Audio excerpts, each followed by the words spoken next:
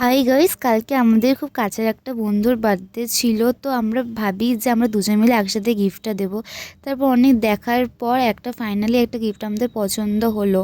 তো guys, finally এখন আমরা গিফট কিনে যাচ্ছি। এখন সবাই পৌঁছে গেছে, তো আমরা এখন যাচ্ছি, প্রায় চলেই এসেছি।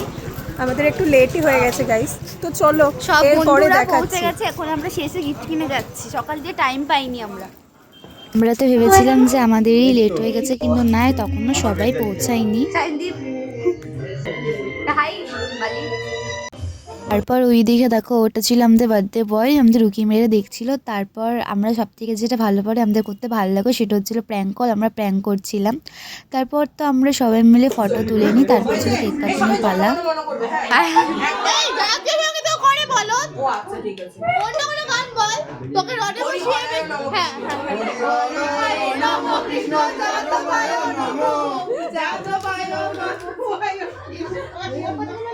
কাটছি এবার।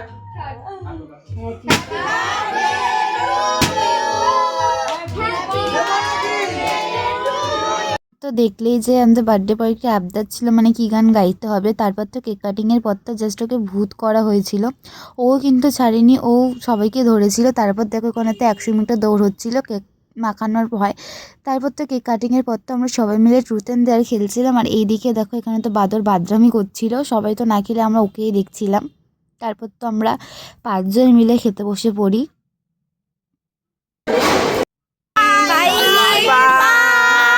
তো ব্লগটা আজকে এখানেই শেষ হলো। যদি ভালো লেগে থাকে একটা লাইক করে দিও।